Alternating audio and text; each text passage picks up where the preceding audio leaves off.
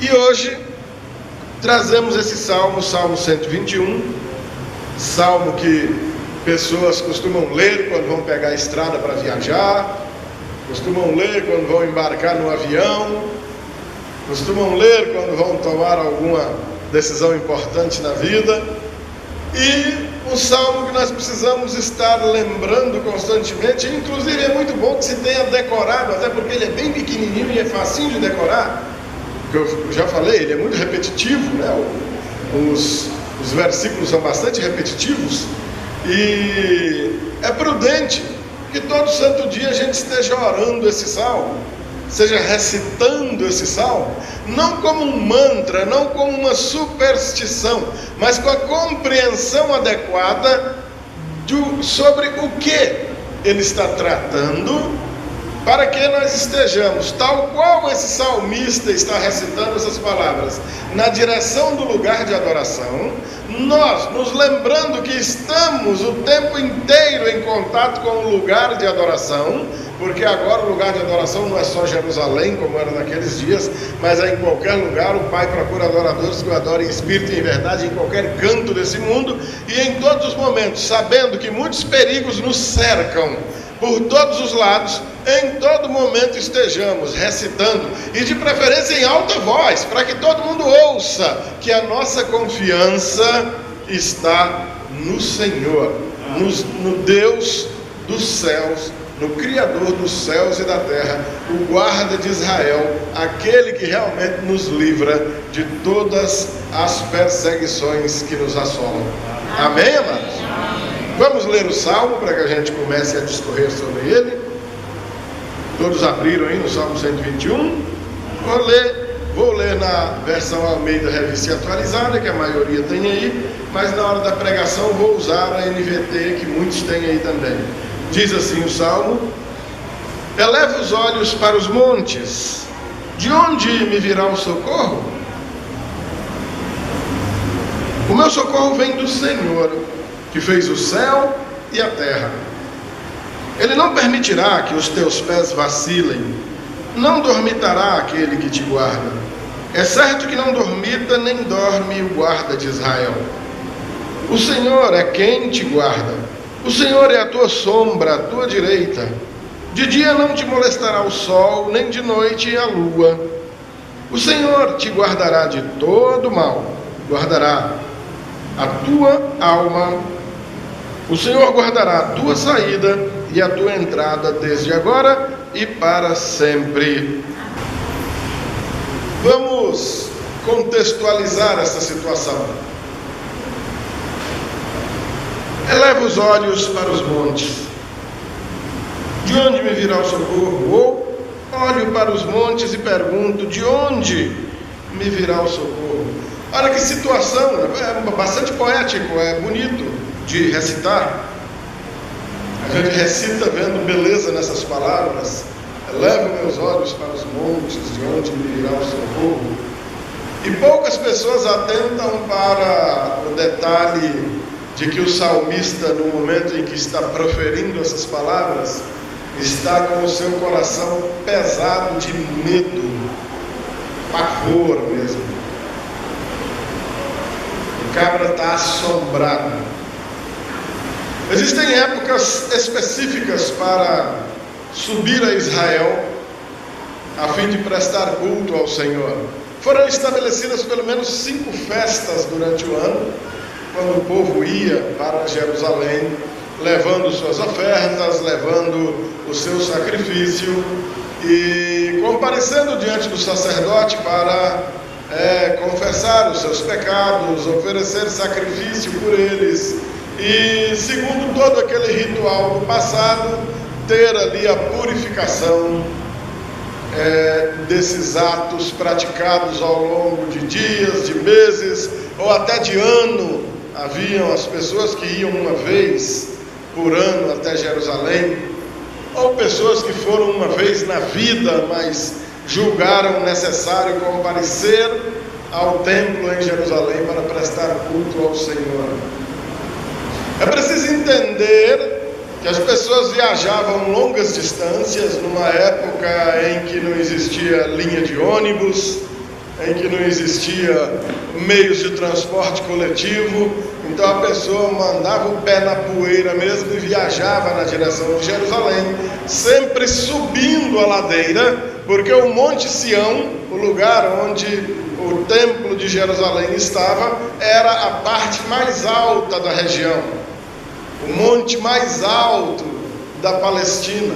Então, de qualquer lugar que se estivesse, do norte, do sul, do leste ou do oeste, quem fosse para Jerusalém teria de subir para a cidade santa.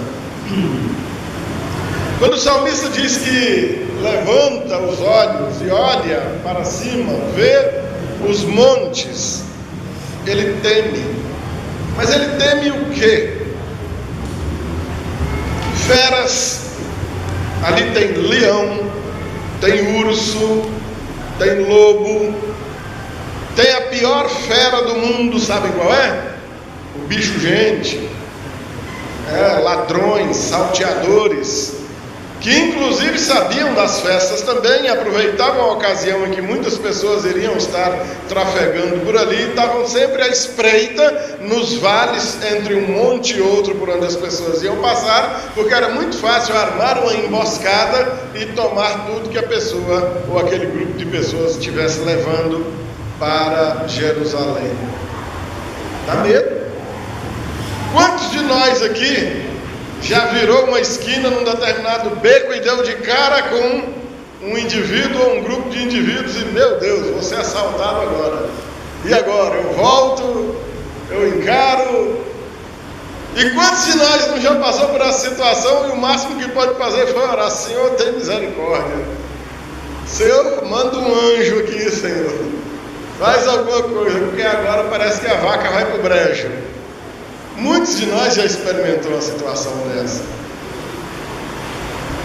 Outro dia, Tonho, eu te vi aí, lembrei, eu voltando do interior ali de moto, uma solidão no meio de um carroçal lá do mundo e de repente, achando ruim a solidão, de repente olha no retrovisor um farolzinho lá atrás. Ih, rapaz, estava tão bom enquanto estava sozinho, achei que estava ruim, agora fez foi piorar.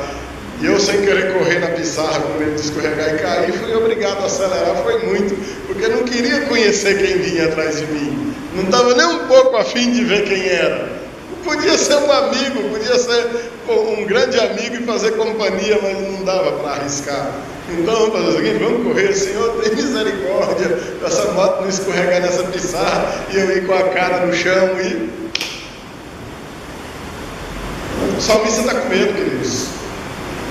E não tem outro caminho, não adianta, não tem por onde arrodear. Ele tem que encarar os montes, ele tem que encarar aquele caminho. Não dá para voltar, não dá para desistir, não dá para ficar sem cultuar ao Senhor. É impossível viver sem ir oferecer o seu culto ao Senhor. O salmista é um homem de fé. O culto a Deus, a sua devoção ao Deus do céu, a veneração ao Deus Criador de todas as coisas é parte de sua vida. Sem Deus ele não é ninguém. Ele entende que se ele vive é porque Deus lhe dá vida. Se ele tem alguma coisa é porque Deus lhe deu saúde e inteligência para adquirir. Se ele plantou e colheu é porque Deus mandou a chuva. Ele sabe que apesar de seus esforços, tudo quanto acontece em sua vida é providência, é provisão de Deus. E ele sabe que o mínimo que ele pode fazer é comparecer ao templo para cultuar a esse Deus maravilhoso. Ele precisa ir. Não dá para não ir e dizer: olha, rapaz, eu até que tentei ir ano passado, mas eu fiquei sabendo que leão estava comendo a gente lá no vale e tal. Olha, eu ia, mas fiquei sabendo que tinha uma gangue de vagabundos, uns bandidos assaltando lá, e eu resolvi e voltei. Vou encarar essa não dava. Demonstrações latentes de falta de fé como essa eram condenadas também na vida daqueles homens que tinham o culto a Deus, não como um passeio a Jerusalém, igual inúmeros irmãos nossos hoje passeiam, que é uma beleza, todo ano estão lá. já me convidaram, estou vendo a hora de pagarem a passagem para mim. Aí quando chegar nessa condição de pagarem para ele, eu já tenho ir, né? Ele vai ficar muito chato também, mas nem de graça o cara vai, né?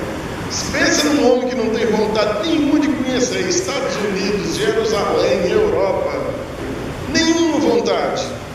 Tem irmãos nossos que dão a vida, não critico não, vai nessa, mas não é meu caso. Agora me paga uma ida para Parnaíba ali, para você ver a alegria. O Pantanal do Mato Grosso, Serra Gaúcha, qualquer praia do Nordeste brasileiro, paga para você ver se eu não vou alegre com a beleza. Né? Mas tem gente que gosta, né? Só que o salmista não estava indo para lá a passeio, não era um passeio, não era diversão, era a vida dele. A vida dele é aquilo, a vida dele é aquele culto. Sua gratidão a Deus se resumia no comparecer diante do Senhor, com o coração cheio de alegria, com toda satisfação, com sua oferta na mão, com seus sacrifícios na mão, para alegremente prestar culto ao seu Deus. Amém? Amém. E nessa hora, ele faz para com Deus essa declaração de exaltação a Deus e ao mesmo tempo de testemunho poderoso para as pessoas que estão ao seu lado. Pessoal bom de língua portuguesa aí, observem entre o versículo 1 e o 3 a lapa de variação no pronome. Os versículos 1 e 2 ele começa com eu, né? Eleva os olhos, ou seja, eu elevo os olhos, né? O versículo 2, o meu socorro, eu. E no versículo 3, de repente ele muda assim bruscamente, de uma lapada. Ele não permitirá que os teus pés, O camarada começou cuidando de si mesmo, fazendo uma confissão da sua confiança no Senhor, da necessidade de encarar os montes. E no versículo 3 ele já está pregando para quem está ao seu lado: olha, ele não permitirá que os teus pés vacilem. Para pregar a outros, nós precisamos, antes de mais nada, pregar para nós mesmos. Esse evangelho que salva vidas e que nós anunciamos para os outros, que ele pode salvar a vida dos outros, primeiro teve que salvar a nossa própria vida. Eu anuncio esse evangelho, eu prego para outros, porque primeiro ele fez efeito na minha vida. Amém, amados? Eleva os olhos para os montes. De onde me virá o socorro? Ora. De onde virá o socorro? Versículo 2, ele mesmo pergunta, ele mesmo responde: o meu socorro vem do Senhor. E quem é esse Senhor? Não é ninguém não. É apenas o Criador do céu e da terra. É pouco Senhor, né? O Criador de tudo. Tudo que se conhece. E até do que não se conhece também. Tudo que se vê e aquilo que não se vê, mas pela fé sabe-se que existe. O meu socorro vem do Senhor, Criador do céu e da terra. Amado irmão, como igreja do Senhor que você é, essa confiança precisa estar depositada no Senhor em tempo integral. Precisa ser desfrutada verdadeiramente na sua vida. Vivida não como uma poesia gostosa de recitar, mas como algo que faça parte da sua vida verdadeiramente. Para que sirva de testemunho para outros, mas que antes verdadeiramente serviu para mudar a sua vida. Transformou a sua vida completamente, virou a tua vida do avesso. Amém, mano? Amém. Não dá para viver sem cultuar ao Senhor. Se hoje nós não precisamos pegar um carneirinho, sair arrastando pela corda, viajando para Jerusalém, ou com um jumento com um saco de cereais ou coisa parecida, tocando no rumo de Jerusalém, para poder entregar a nossa oferta lá para poder oferecer os sacrifícios lá por meio do sacerdote, mas a nossa vida hoje é um culto só. Se nós não vamos a Jerusalém celestial já veio a nós, ou aguardamos a vinda dela, como diz lá no final do Apocalipse, a cidade santa que vem até nós, com 4 lados iguais, onde habitaremos para sempre e jamais sairemos da presença do Senhor. Mistérios que depois a gente trata deles. Agora, tratando da nossa vida aqui e agora. Se não precisamos ir para Jerusalém, levando saco de cereal, nem animal nenhum para sacrifício, nós estamos o tempo inteiro no templo do Senhor, adorando em espírito e em verdade, levando as nossas ofertas e os nossos sacrifícios o tempo inteiro diante do Senhor. E assim como ele olhava para os montes e temia os perigos, nós não ignoramos de maneira nenhuma que continuamos à mercê de todos os perigos que se possa imaginar nesse mundo também. Se não tem feras aí soltas pela rua para morder a gente, mas os mesmos homens perversos daqueles dias continuam. E tanto agem com brutalidade, toda perversidade, quanto agem com sutileza, sedução, mentiras, evangelhos estragados e deturpados, que nos seduzem e nos levam a prestar um culto inútil, um culto idólatra, um culto carregado de feitiçaria ao Senhor Criador do céu e da terra, porque alguém colocou na nossa cabeça que aquilo ali é algo que o Senhor abençoa, e a gente cai de cara naquilo, imaginando estar prestando um culto a Deus sadio, quando na verdade não está. Muitos são os perigos que nos cercam, e assim como aquele salmista só seria livrado por quem? Pelo Senhor, nós também não podemos esperar pelo Homem-Aranha, pelo Wolverine, pelo Super-Homem. Nenhum desses camaradas virá nos socorrer. Somente o Senhor e mais ninguém. Só o Senhor, Criador do céu e da terra, virá nos socorrer. Na verdade, está sendo exatamente agora, nesse momento, o nosso socorro.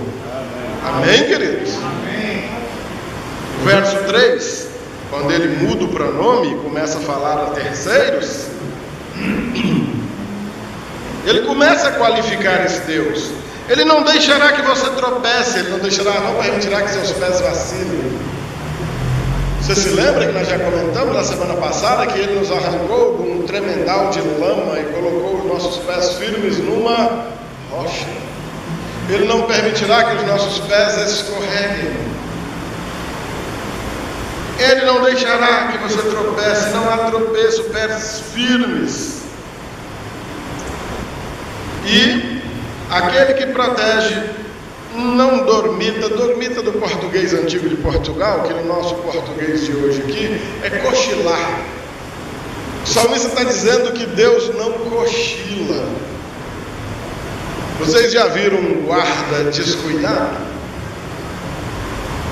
Que você olha para o camarada, ele está dormindo em pé, parecendo um quero. Aí de repente toma um susto, parece com o zoião arregalado para dizer: estou esperto, estou de olho, estou ligado. Aí você faz um silênciozinho por 2 minutinhos, pescando, né, Agostinho? Pescando piau, né? Pescando piau é bom demais. O piau não belisca de jeito, não fica cochilando ali com a vara na mão, dá uma cochilada boa, o piau pega, carrega a vara. O salmista está dizendo que o Deus Criador do céu e da terra não cochila. E no versículo seguinte ele amplia. Versículo 4: aquele que guarda, o guarda de Israel, ele não cochila e nem dorme. Você quebra um pouco daquela teologia, uma teologia bem barata, bem herética, que fala acerca de sonhos de Deus. Olha, Deus você: olha, Deus tem um sonho. Deus não sonha, mano. Deus não tem sonho.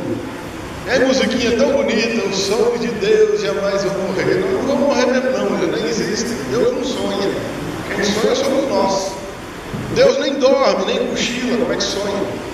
Deus simplesmente decreta. Ele decretou, acabou. Não tem projeto. Olha, Deus tem um projeto. Olha, Deus tem um plano. Não tem plano nem projeto. Deus tem decreto. Ele decretou, está decretado. Pronto, acabou. Funciona assim. Ele é soberano. Quem faz projeto somos nós. Quem faz projeto, uma hora o projeto pode dar certo, outra hora pode não dar. Quem faz planos, uma hora funciona, outra hora não funciona. Planos de Deus, se a gente quer usar a linguagem, pelo menos diga que são planos infalíveis. E aí que você fala um plano infalível, para você usar um argumento mais bonito, mais plausível, diga: Deus decretou. Pronto, acabou. Ele é Ele. Ele pode. Nós não podemos, mas Ele pode. Ele é Senhor, Ele é soberano. O guarda de Israel. Quem é Israel? Povo de Deus. Quem é povo de Deus aí? Amém? Você é povo de Deus. Igualzinho eu, exatamente. Nós somos povo de Deus. O Senhor é quem nos guarda. Amém, amados? Amém. É legal aquele pessoal aqui, a gente abre um parêntese, que tem seu anjo da guarda, né? Tem gente que reza para o anjo da guarda. Meu pai antigamente rezava para o anjo da guarda, ele parou com isso já. Acho que minhas irmãs explicaram lá para ele: esse negócio não rola. Imagine o que é você rezar para o anjo da guarda. Imagine o que é você rezar para o seu santo protetor. É São Cipriano, é São Caetano, é São Benedito, é santo que não acaba mais. Agora, ser muito simplório. Quando a palavra de Deus está dizendo que quem te livra, quem te guarda é o guarda de Israel, a palavra de Deus está dizendo que quem te guarda é o Senhor, Criador do céu e da terra, e de repente você vai e reza para um santo te proteger. O que você está querendo dizer com isso? Olha, Deus, Criador do céu e da terra, Ele é fraquinho. Não é fraquinho que só coice de leitão. Deixa Deus para lá, que eu vou rezar mesmo para a minha santa, que a minha santa protege melhor. Amados, pare e pense. Analise. É muito inocência, não? Imaginou que é você chegar e julgar que qualquer ser, qualquer criatura, de repente agora vai ser mais poderoso ou mais efetivo do que o próprio Deus? É muita infantilidade, não é? Quem é que nos guarda? O Senhor, Deus, Criador do céu e da terra. Aquele, o guarda de Israel, que não cochila, não dorme. Versículo 5: o Senhor é o teu protetor.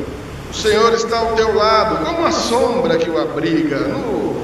A outra versão, como a tua sombra à tua direita. Você já caminhou na luz?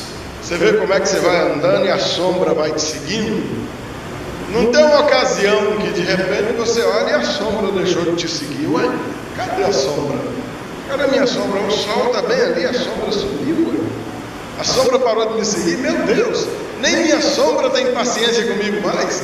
Até minha sombra resolveu me abandonar. Não, ela não te abandona, a sombra ela está sempre ali. Essa analogia que o salmista usa é muito interessante. Tal qual a sombra que te acompanha onde você vai. O que ele está querendo dizer é que a proteção do Senhor sobre a sua vida opera dessa mesma maneira. Simplesmente não te abandona. Amém, querido? Amém. Detalhe, amado, nós não podemos confundir. O salmista ele está se dirigindo a servos do Senhor. A pregação que ele está fazendo é a pessoas que já são tidas como povo de Deus. Essa proteção não está sobre os pagãos, ela não está sobre aqueles que desprezam a Deus, ela não está sobre aqueles que não creem em Deus, aqueles que não querem saber de conversa com Deus e muito menos com seus servos e menos ainda com a palavra de Deus. Essa proteção está sobre o povo de Deus está sobre o seu povo. Amém, amados? Por que existe a disciplina na igreja? O autor de Hebreus, no capítulo 12, vai falar acerca de um pai amoroso, o pai que disciplina o filho ao qual ele ama. E ele vai encerrar aquele bloco ali, nós até pregamos sobre ele aqui há dias atrás, semanas atrás, dizendo que se estais sem disciplina, é porque você não é filho. Se você é filho, Deus te ama. E se Ele te disciplina, é para a tua correção. E te corrigindo, Ele te trata para que você não seja punido severamente. Dois são os tipos de disciplina bíblica acerca dos quais nós tratamos. Esse é quando o próprio Deus nos disciplina a fim de nos chamar a atenção para algo de errado que estejamos fazendo. E outra é a disciplina que a própria igreja aplica aos seus membros. É tão frequente a gente ouvir: fulano está em disciplina lá na igreja dele, o pastor botou ele em disciplina. Está errado ele, o pastor, todo mundo. O pastor não tem que pôr ninguém em disciplina. É a igreja que é disciplina. Vocês verem em 1 Coríntios, capítulo 5, se eu não me engano, havia um jovem que cometeu um pecado tão cabuloso que Paulo está dizendo que nem entre os gentios se viu coisa parecida. O rapaz estava possuindo a mulher do seu próprio pai. E Paulo então, junto com a igreja, e você lê o texto lá, você arrepia os cabelos, porque a linguagem é pesada. Eles então entregam aquele rapaz a Satanás, e o texto é bem claro, para ver se a carne padece, mas para que no dia do juízo o espírito seja salvo. O que nós entendemos com aquilo? E lá na segunda carta de Paulo aos Coríntios, aquele rapaz, depois de sofrer horrores, ele é recebido de volta na igreja. O que nós entendemos com aquela disciplina? Aquele entregar o cara a Satanás. O que vem a ser entregar alguém a Satanás? É simplesmente, amados, a igreja retirar de sobre ele esta proteção do guarda de Israel que vocês estão vendo ali. Só isso.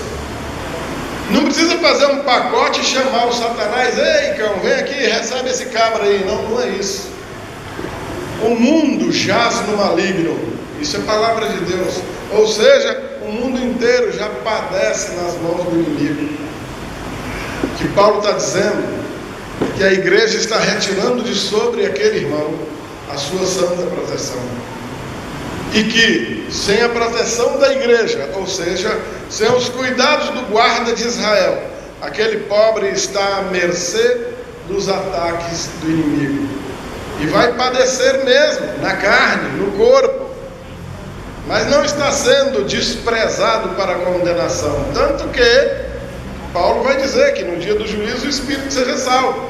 Agora a carne vai padecer horrores nesse mundo. Por conta de quê? Rebeldia, pecado, e não pecado involuntário, mas premeditado. Pecado que o cara ama, mas não quer largar de jeito nenhum.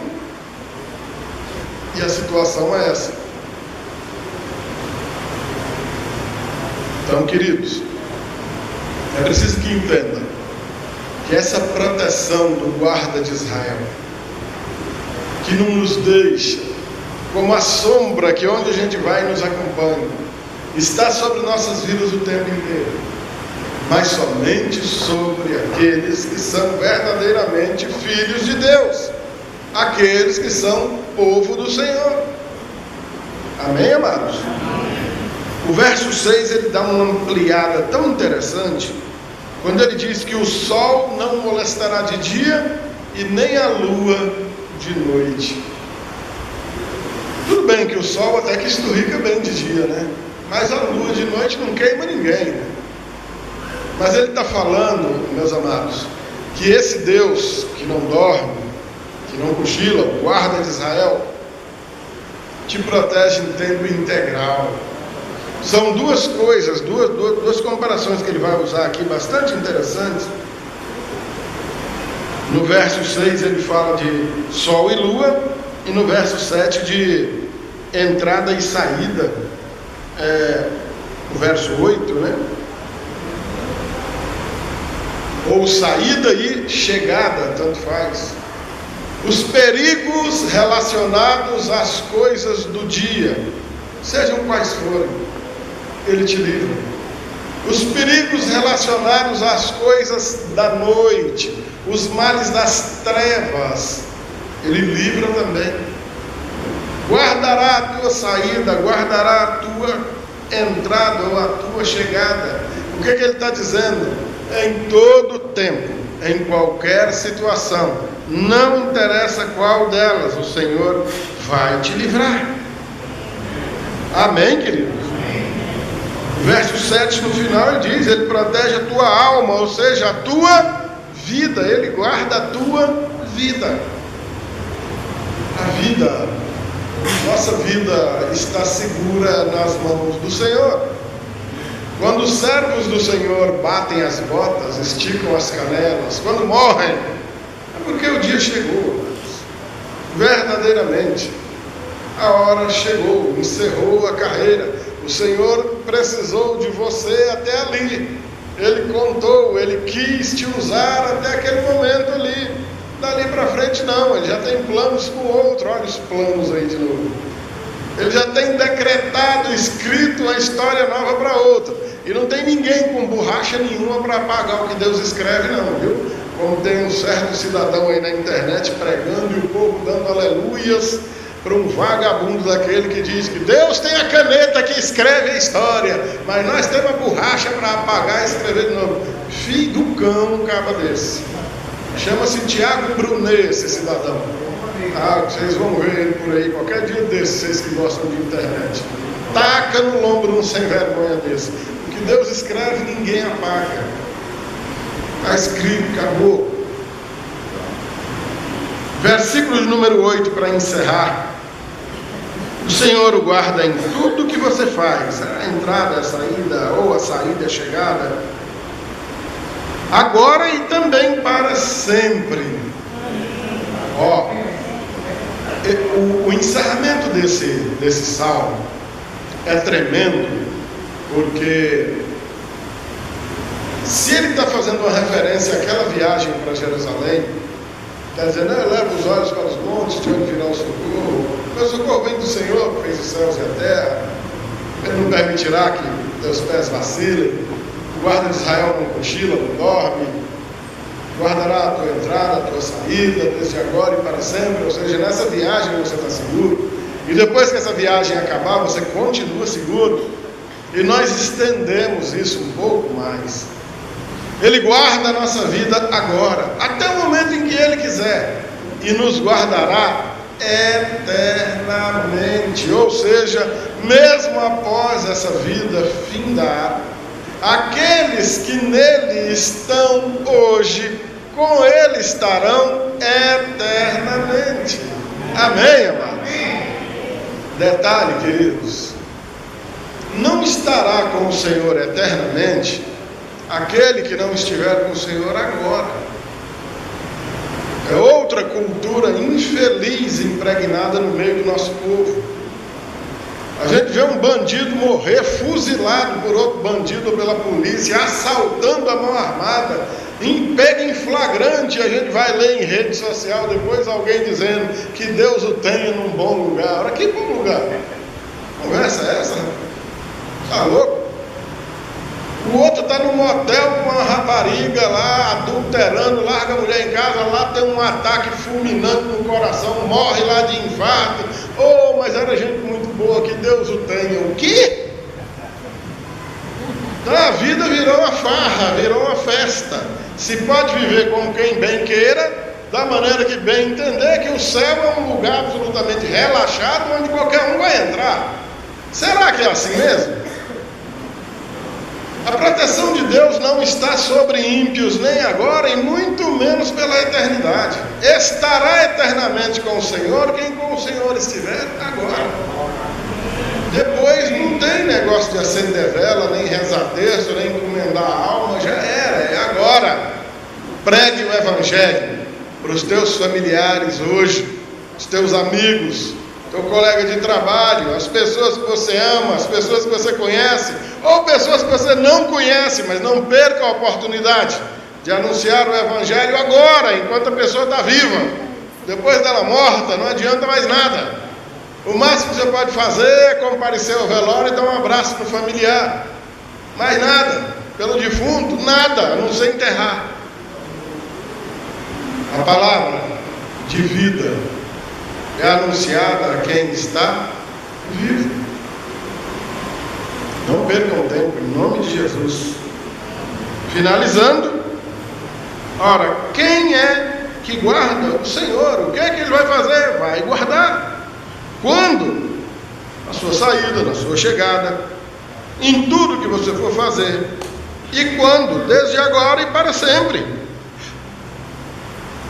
Isso, independente da condição que você esteja vivendo, sabendo da necessidade ou do fato de ser indispensável que você esteja prestando culto a esse Deus maravilhoso, ainda que hoje não haja mais a necessidade de você subir ladeira no rumo de Jerusalém, mas que continuamos erguendo os olhos para o monte e contemplando e vendo os perigos que nos cercam. O salmista naqueles dias era afligido por alguns perigos. Nós, hoje, também somos afligidos por alguns perigos. Se os perigos daqueles dias não eram os mesmos de hoje, mas aqueles daqueles dias podiam corromper a fé do salmista, e os de hoje também corrompem a nossa fé.